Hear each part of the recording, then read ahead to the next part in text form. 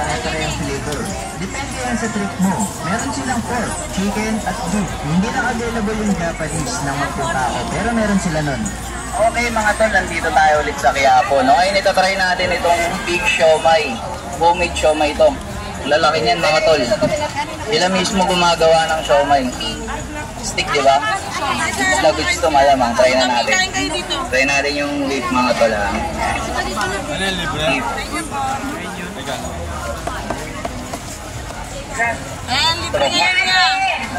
Kahit nga, kaso ang laki. Goods na goods nga. Ito yung pork nila mga tol. Assorted po. Hindi, sir, itong pork.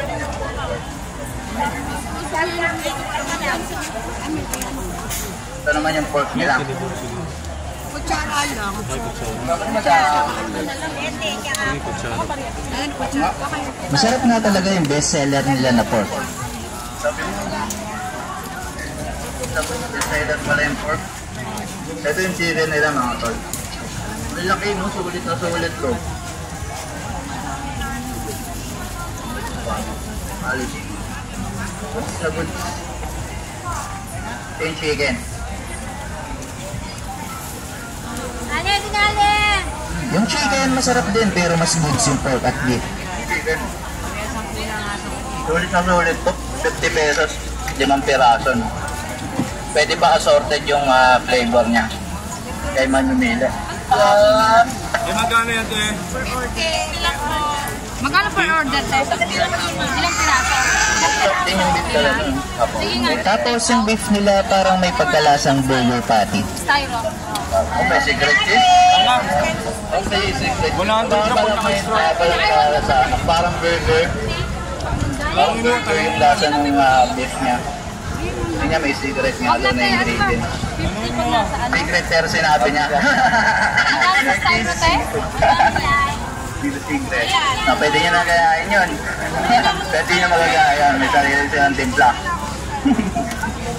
Nakakabenta nga raw sila ng aabot sa 1,000 siomai araw-araw lalo na pag weekend at araw ng Biyernes na Quiapo Day. Ako pa ng toyo. Sarap, solid. Open nga pala sila from 2 PM hanggang 8 PM. Puntahan nyo to mga tol. Ito yung Din Siomai. Puntahan nyo dito sa Quiapo. Halos tapat lang ng simbahan, Villalobos Street. Didiretsoin nyo lang. Goods na goods. Talaga namang sulit na sulit sa laki at sarap. Kaya ito ay goods na goods. Like and follow the page. Ayun lamang po. Maraming salamat. Homemade siomai na talaga namang di naarayo at binabalik-balikan ng mga nakatikim na nito. Na sa sobrang sarap ay makakalimutan mo ang bayad mo.